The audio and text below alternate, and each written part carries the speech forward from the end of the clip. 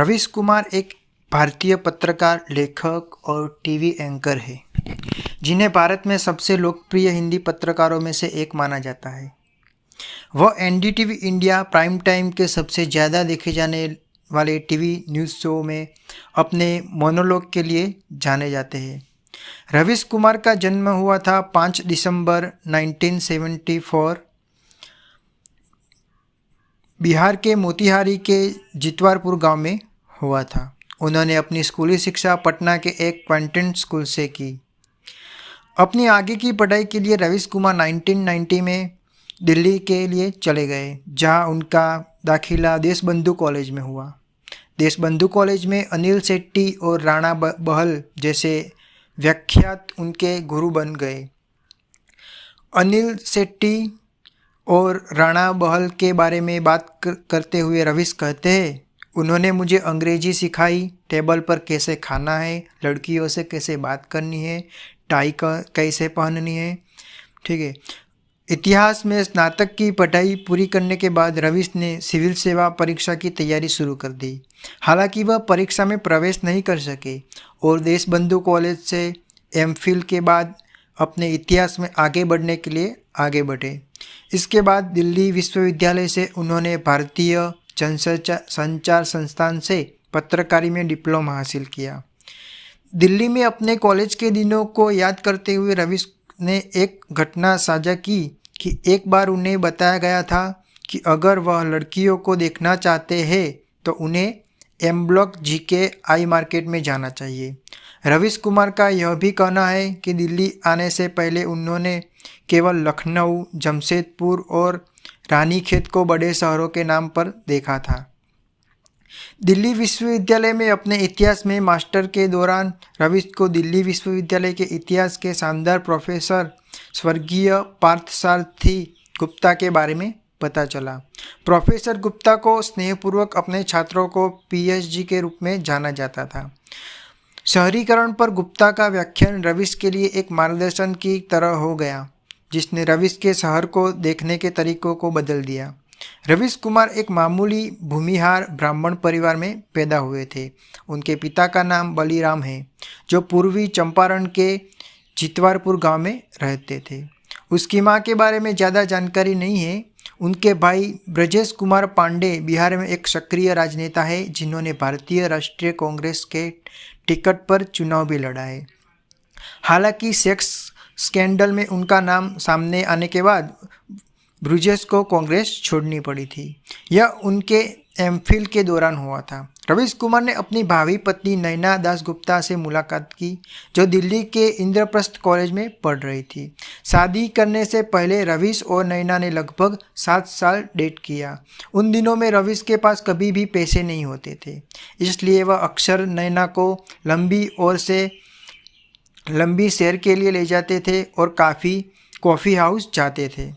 जब रवीश ने अपने परिवार को नैना के बारे में बताया तो उन्होंने उनकी शादी पर आपत्ति जताई। हालांकि रवीश ने नैना के लिए अपने परिवार से नाता तोड़ लिया और उससे शादी कर ली।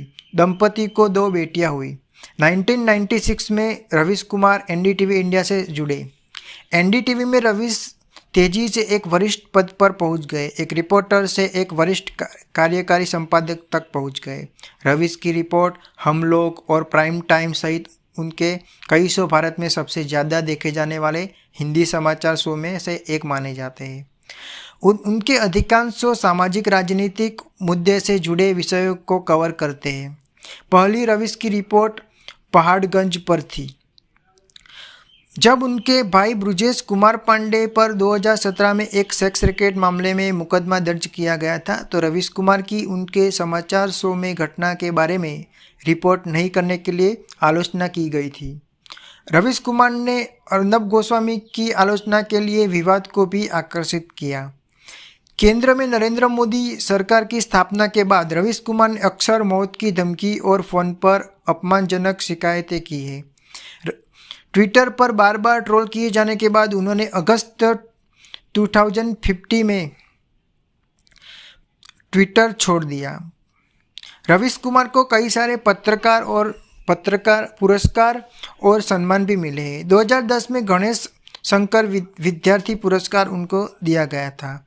रामनाथ गोयना का एक्सीलेंस इन जर्नलिज्म अवार्ड भी 2013 में उनको दिया गया था। 2014 में हिंदी में सर्वश्रेष्ठ समाचार एंकर के लिए इंडियन न्यूज़ टेलीविज़न अवार्ड भी उनको दिया गया था।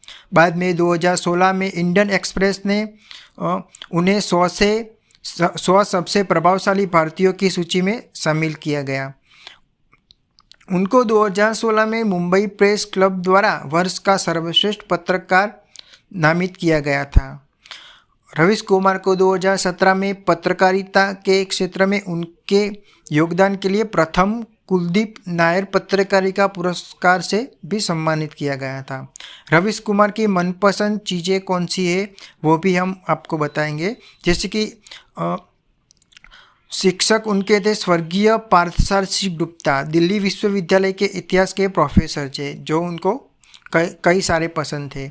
अभिनेता उनका जो पसंदीदा है वो है अमिताभ बच्चन। रवीश कुमार को गायकों के अंदर किशोर कुमार, लता मंगेशकर, मुकेश, मोहम्मद अजीज। रवीश कुमार के बारे में कुछ ऐसे भी तथ्य है जो हम आपको बताएंगे। जैसे कि रवीश कुमार को पुराने हिंदी गाने सुनना बहुत ही पसंद है।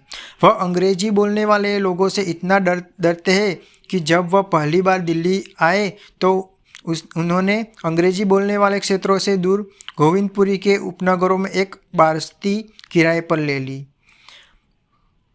रवीश कुमार ने प्रेम विवाह किया है।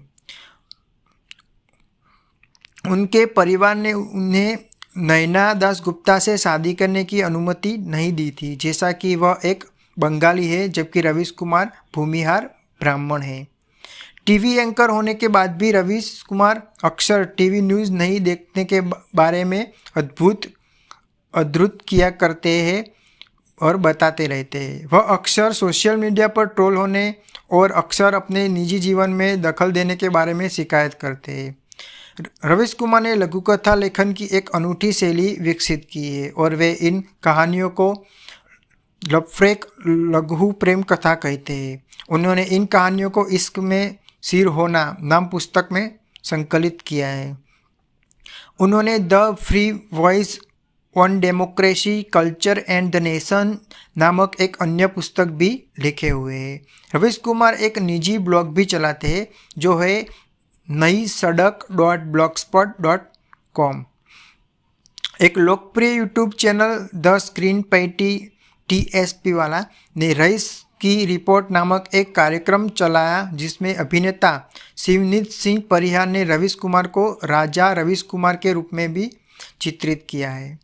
तो आशा रखता हूँ कि मैंने आपको रवीश कुमार के बारे में जो भी इन्फॉर्मेशन दी है वो आपको अच्छी लगी होगी। ठीक है, तो ऐसे ही आप कई सारे जो स्टार है उनके बारे में अगर आप जानना चाहते हैं तो प्लीज़ हमारी चैनल को आप सब्सक्राइब कीजिए, वीडियो को लाइक कीजिए और हो सके तो अपने फ्रेंड्स के साथ शेयर कीजिए। धन्यवाद।